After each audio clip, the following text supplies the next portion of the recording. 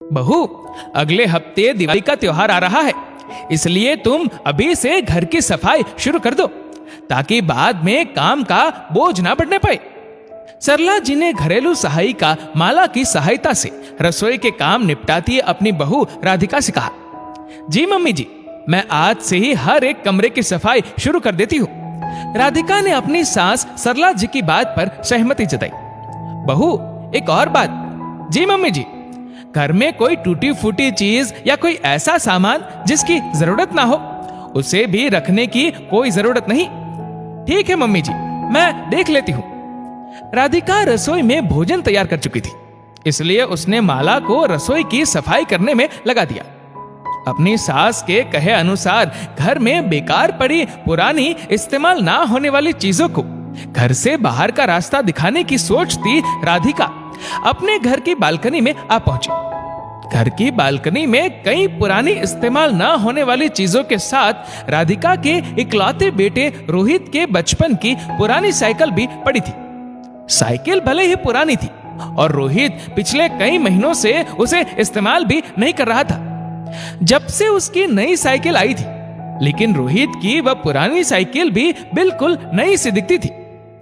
असल में वह रोहित की पहली साइकिल थी, इसलिए राधिका उसे हमेशा साफ सफाई कर चमकाए रखती थी।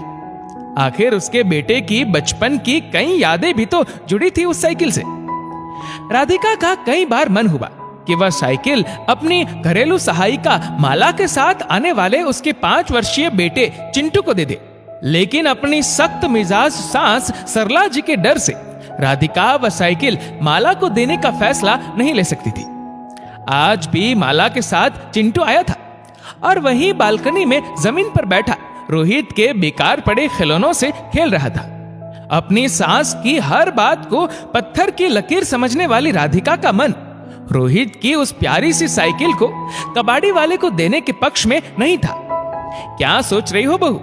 अचानक सरला जी ने बालकनी में आ राधिका से पूछा, मम्मी जी, रोहित की इस साइकिल का क्या करूं?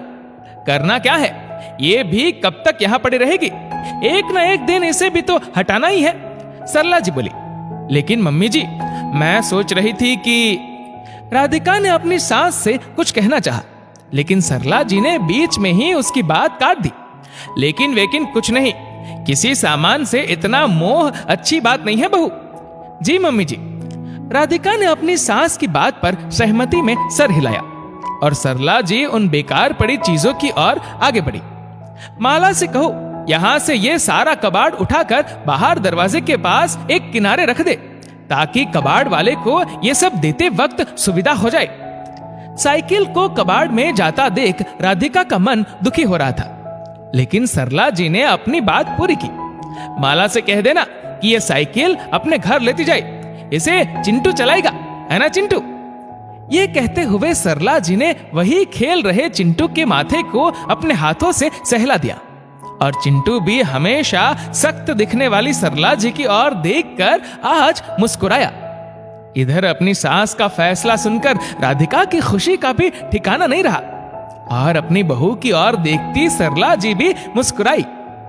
कई दिनों से देख रही हूं कि जब भी चिंटू इस साइकिल के करीब आता है, ललचा जाता है इसे चलाने के लिए, लेकिन इस साइकिल के प्रति तुम्हारा मोह देखकर कुछ कह नहीं पाती थी। सरला जी बोली, मम्मी जी, मैंने भी कई बार सोचा कि ये साइकिल चिंटू को दे दूं, लेकिन कहीं आप बुरा ना मान जाए ये सोचकर चुप रह जाती थी।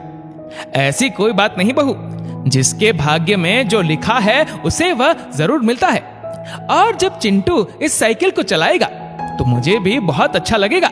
सरला जी बोली। हमेशा सख्त दिखने वाली अपनी सास के दिल में भरपूर स्नेह की अनुभूति करती राधिका के साथ साथ घरेलू सहायिका माला के चेहरे पर भी मुस्कान छा गई। दोस्तों, इस वीडियो को लेकर आपकी क्या राय है नीचे कमेंट करके जरूर बताएगा, और अगर आपको वीडियो अच्छा लगा हो तो इस वीडियो को लाइक करेगा, शेयर करेगा ज्यादा से ज्यादा लोगों तक, और ऐसे ही और भी इंस्पिरेशनल वीडियोस के लिए सब्सक्राइब करें हमारे यूट्यूब चैनल को और फेसबुक पर फॉलो करें हमारे पेज को। धन्यवाद।